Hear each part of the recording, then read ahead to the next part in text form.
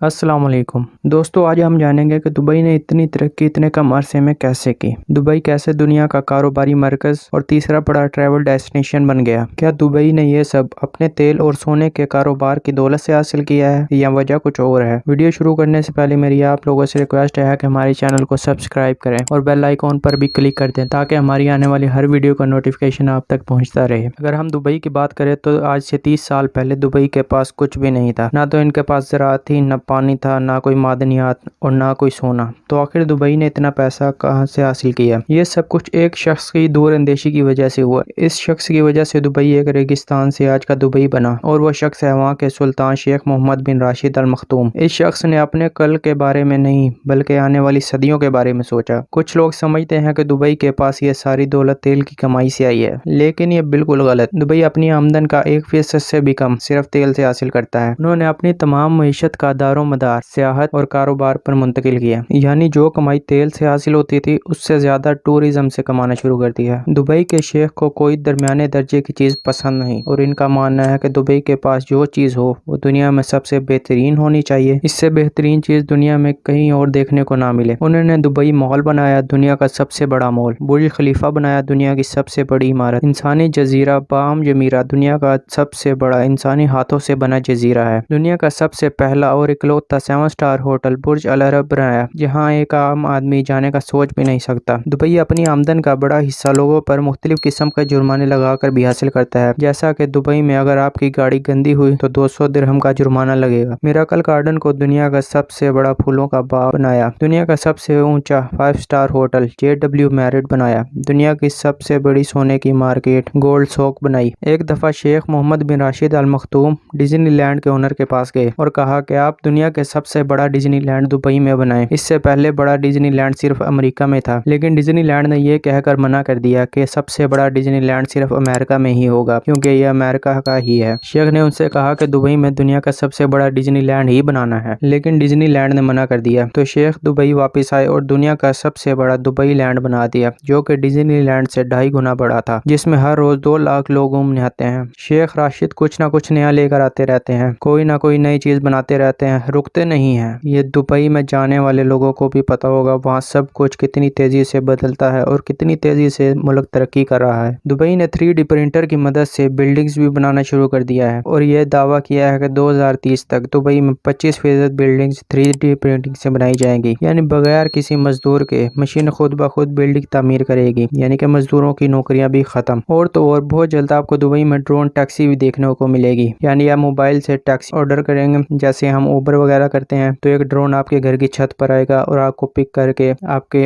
Destination पर पहुंचा देगा। शेख राशिद अल मखतूम ने 10X भी लॉन्च किया है, जिससे दुबई में हर चीज 10 गुना बड़ी हो जाएगी, 10 गुना तेजी से बेहतर होगी, 10 गुना देर पर और 10 गुना बेहतर होगी। पूरे दुबई को फ्री वाईफाई भी मुहैया की जाएगी। दुबई एक कनाल प्रोजेक्ट पर भी काम कर रहा है, जिसमें लग्जरी बोट्स की ट्रांसपोर्टेशन और नहर के अंदर घर और तैरते हुए रेस्टोरेंट्स भी होंगे। दूसरे अरब मुल्कों की बात करें तो वो तेल से अमीर हो गए हैं, लेकिन दुबई अपने दम पर अमीर हुआ है। ये सब राशिद अल मखतूम के दूर अंदेशी की बदौलत ही मुमकिन हो सका। उन्होंने दुनिया को दिखाया कि कैसे एक लीडर चाहे तो बगैर वसाइल के अपने मुल्क को अमीर और स्मार्ट सिटी बना सकता है। दुबई दुनिया की पहली हाइपर लूप ट्रेन भी बना रहा है, जिसमें लोग 1500 किलोमीटर की रफ्तार से सफर करेंगे, यानी कि जहाज की रफ्तार से 3 गुना ज्यादा रफ्तार से सफर करेंगे। दुनिया में सबसे ज्यादा ड्राइवरलेस गाड़ियां भी दुबई में हैं। 2025 तक 25% गाड़ियां दुबई में बगैर ड्राइवर के चलेंगी, मतलब कि दुबई में ड्राइवर्स की नौकरियां भी खत्म होने वाली हैं। पूरे दुबई में ड्राइवरलेस बसें भी चलेंगी। दुनिया में सबसे जदीद और अमीर पुलिस का निज़ाम भी दुबई के पास है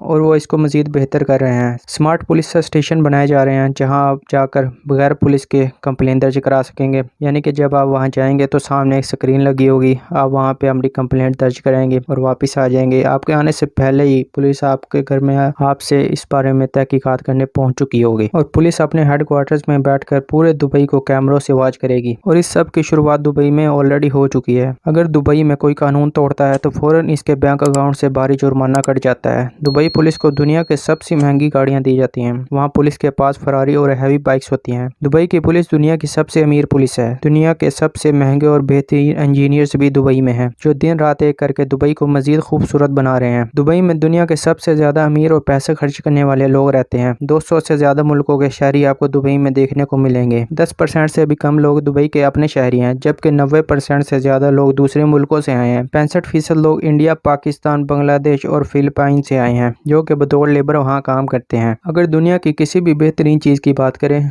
वो यहाँ तो दुबई के पास होगी या दुबई बना रहा होगा। दुनिया की 25% क्रेन्स जो बिल्डिंग बनाने में काम आती हैं दुबई के पास हैं, क्योंकि दुबई में तामीरात का काम बहुत जल्दी हो रहा है और बहुत तेजी से हो रहा है। ये हर रोज कुछ ना कुछ नया बनाते रहते हैं, जिससे दुनिया के लोग दुबई में आते रहते हैं और लोग वहाँ पर बोर नहीं होते। जैसा कि पिछले साल दुबई में एक एक्सपो था, तो पूरी दुनिया से लोग दुबई आए थे और बहुत सी नई इजादात और टेक्नोलॉजी देखने को मिली। वहीं दुबई को अरबों डॉलर का फायदा भी हुआ। आपने कोरोना के दौरान भी देखा होगा कि जब सारी दुनिया की फ्लाइट्स बंद थी, दुबई की तमाम फ्लाइट्स खुली हुई थी, तमाम एयरलाइन सारी दुनिया में काम कर रही थी। ये लोग कोविड को एक अपॉर्चुनिटी समझ के काम कर रहे थे और इन्होंने उस दौरान भी बगैर किसी नुकसान के अरबों डॉलर्स कमाए। दुबई में इनकम टैक्स बिल्कुल सिफर है, जिस वजह से कारोबारी लोग खुद दुबई जाकर शिफ्ट हो जाते हैं और पूरी दुनिया में ट्रेड और सर्विसेज दे रहे हैं और पैसा दुबई के बैंकों में आ रहा है। दुबई टेम्परेचर कंट्रोल सिटी भी बना रहा है, जिससे पूरे शहर में एसी लगे होंगे। सड़कों, पार्कों, शॉपिंग मॉल, हर जगह पर। दुबई दुनिया का तीसरा बड़ा री एक्सपोर्ट करने वाला कंट्री है, यानी अगर आपको कुछ इंडिया से मंगाना है तो पहले वो चीज़ दुबई जाएगी, फिर वो पाकिस्तान आएगी। आपने बहुत सी चीज़ें